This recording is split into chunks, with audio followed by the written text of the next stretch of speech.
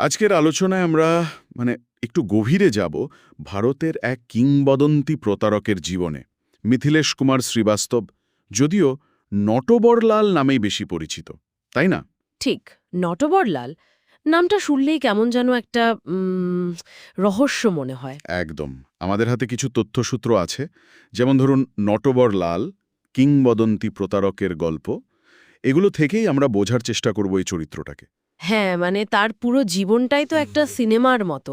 সত্যি বলতে ভাবা যায় একজন লোক তাজমহল, লালকেল্লা, এমনকি পার্লামেন্ট হাউসও মানে বিক্রি করার চেষ্টা করেছিলেন।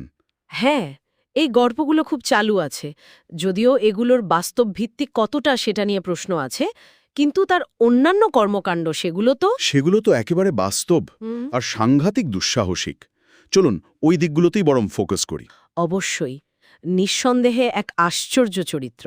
১৯১২ সালে জন্ম, বিহারের সিওয়ান জেলার বাংরা গ্রামে। আর সবচেয়ে মজার ব্যাপার কি জানেন? কি? উনি কিন্তু আসলে আইনের ছাত্র ছিলেন, ল গ্র্যাজুয়েট। হ্যাঁ, আইনজীবী থেকে প্রতারক? হ্যাঁ, সেই পথ ছেড়ে দেশের অন্যতম কুখ্যাত প্রতারক হয়ে ওঠা, তার নামে তো ১০০রও বেশি জালিয়াতি ঠগবাজির কেস নথিভুক্ত আছে। কিন্তু শুরুটা কিভাবে হলো? মানে একজন আইনজীবী হঠাৎ এই পথে কেন? শোনা যায় খুব সম্ভবত প্রথম জুরুমটা ছিল এক প্রতিবেশীর সই নকল করে ব্যাংক থেকে হাজারখানেক টাকা তোলা। ও আচ্ছা, মানে শুরুটা বেশ ছোটভাবেই। হ্যাঁ, আপাত দৃষ্টিতে ছোট, কিন্তু ওটাই ছিল শুরু। এরপর আর পিছনে ফিরে তাকাতে হয়নি তাকে। আর তারই যে প্রতারণার কৌশল, সেগুলোও তো বেশ ফিল্মি শোনা যায়। একদম, প্রায় ৫০টার বেশি ছদ্মনাম ছিল তার, ভাবুন একবার। ৫০টা? হ্যাঁ, আর শিকারের তালিকায় কারা ছিলেন? টাটা, বিড়লা, আম্বানিদের মতো শিল্পপতি থেকে শুরু করে সাধারণ দোকানদার পর্যন্ত কেউ বাদ যায়নি। বলেন কি? ওই পাঞ্জাব ন্যাশনাল ব্যাংকের ঘটনাটা ১৯৫০-এর দশকের। হ্যাঁ, ওটা খুব উল্লেখযোগ্য।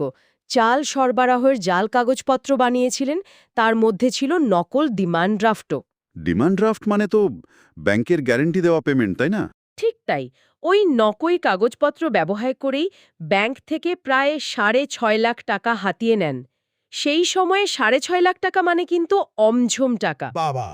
তার মানে শুধু সই জাল নয়, পুরো একটা সিস্টেম তৈরি করতেন উনি। অবশ্যই, তার ব্যক্তিত্বের মধ্যে একটা অদ্ভুত আকর্ষণ ছিল। ছদ্মবেশ নিতে পারতেন দারুণভাবে, আর সইজাল করার দক্ষতা তো ছিলই। হুম। নিজেকে কখনো সরকারি অফিসার, কখনো বড় ব্যবসায়ী বলে পরিচয় দিতেন। হুম। বিশ্বাস অর্জন করে তারপর নকল চেক বা ওই ডিমান্ড ড্রাফট দিয়ে ব্যাস।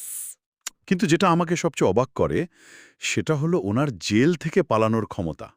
৯ বার গ্রেফতার হয়েছিলেন। হ্যাঁ, ৯ বার, আর প্রতিবারই পালিয়েছেন। প্রতিবার। ১৯৫৭ সালের কানপুর জেলের ঘটনাটা তো কি হয়েছিল ঠিক? ও, ওটা তো একটা ক্লাসিক। শোনা যায় উনি একজন পুলিশ অফিসারের ইউনিফর্ম জোগাড় করে পরেছিলেন। আচ্ছা। তারপর জেলের গার্ডদের ঘুষ দিয়েছিলেন, কিন্তু সুটকেসে টাকা ছিল না, ছিল খবরের কাগজ। হুম। বোঝালেন যেন টাকায় ভর্তি। অবিশ্বাস্য। আর সবচেয়ে মজার ব্যাপার, গেট দিয়ে নাকি স্যালুট পেতে পেতে বেরিয়ে গিয়েছিলেন। অন্য পুলিশরা ভেবেছিল কোনো বড় অফিসার বুঝি। এটা তো মানে সিনেমার চিত্রমাত্রকেও হার মানায়। আর শেষবার যখন পালালেন, তখন তো বয়স অনেক। ঠিক, ১৯৮৪ সাল। তখন ওনার বয়স ৮৪, হুইল চেয়ারে বসা। ৮৪ বছর বয়সে হুইল চেয়ার থেকে? হ্যাঁ, চিকিৎসার জন্য হাসপাতাল থেকে নয়াদিল্লির রেল স্টেশনে আনা হয়েছিল। পুলিশের কড়া পাহারা ছিল, সেখান থেকেই হাওয়া। তারপর আর খোঁজ মেলেনি? না, আর প্রকাশ্যে দেখা যায়নি। ওনার মৃত্যু নিয়েও ধোঁয়াশা আছে। কেউ বলে ২০০৯, কেউ বলে ১৯৯৬। আচ্ছা, ওনার নিজের গ্রামে নাকি আবার অন্যরকম ইমেজ ছিল, কিছুটা রবিনহুডের মতো। হ্যাঁ, এই কথাটাও খুব শোনা যায় যে উনি নাকি ঠকিয়ে আনা টাকার কিছু অংশ গরিবদের দিতেন। তাই? একবার নাকি নিজের গ্রামে বিরাট ভোজের আয়োজন করেছিলেন, তারপর প্রত্যেক গ্রামবাসীকে ১০০ টাকা করে দিয়ে আবার উধাও। বাহ! এই জন্যই কি উনি লোককথার নায়ক হয়ে উঠলেন? হতে পারে এই জনদরদি ইমেজটা হয়তো কিছুটা হলেও কাজ করেছে, কিন্তু কিন্তু যাদের উনি ঠকিয়েছেন, তাদের কাছে তো উনি ভিলেনই ছিলেন, তাই না? অবশ্যই এখানেই তো জটিলতা। একদিকে ধূর্ত প্রতারক, আইন ভঙ্গকারী, অন্যদিকে লোককথার নায়ক। হুম। তার এই অহিংস মানে সরাসরি হিংসা নয় কিন্তু ধূর্ত কৌশল আর বারবার আইনকে বুড়ো আঙুল দেখানোর ক্ষমতা এটাই তাকে একটা কালচারাল আইকন করে তুলেছে বোধহয়। ঠিক, ভারতে তো এখনো খুব চালাক কাউকে বোঝাতে নটবরলাল বলে, তাই না? একদম, সিনেমাও তো হয়েছে ওনাকে নিয়ে। ওয়ে লাকি লাকি ওয়ে, মনে পড়ছে? হ্যাঁ হ্যাঁ, মানে ওনার জীবনটা বাস্তব আর মিথ্যার এক অদ্ভুত ককটেল। ঠিক বলেছেন। তাহলে এই পুরো আলোচনার পর আমরা কি বলতে পারি?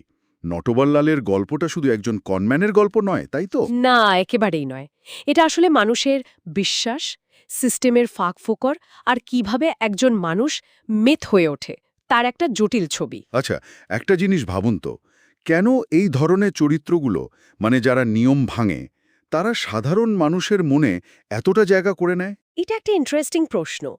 আমার মনে হয় কোথাও গিয়ে তাদের ওই দুঃসাহসিকতা, মানে সিস্টেমকে বা অথরিটিকে চ্যালেঞ্জ করার ক্ষমতা, হ্যাঁ। আর একটা প্রতিষ্ঠান বিরোধী মনোভাব, এগুলো মানুষকে টানে, মনে করিয়ে দেয় যে সিস্টেম সবসময় অভ্রান্ত নয় আর মানুষের বিশ্বাসকে খুব সহজেই ম্যানিপুলেট করা যায়। এটা ঠিক। সবশেষে শ্রোতাদের জন্য একটা প্রশ্ন রেখে যাই, ভাবনার জন্য আর কি। বলুন। এই যে শোনা যায় নটবরলাল কিছু টাকা বিলিয়ে দিতেন, এই ব্যাপারটা কি একজন অপরাধীর মূল কাজগুলোকে জেনেও, মানে তার জালিয়াতি ঠগবাজি এগুলো জেনেও সমাজের চোখে তার ধারণাটাকে একটু হলেও পাল্টে দেয়? যদিও তার কাজগুলো বেআইনি ছিল এবং অনেকের ক্ষতি করেছিল, এটা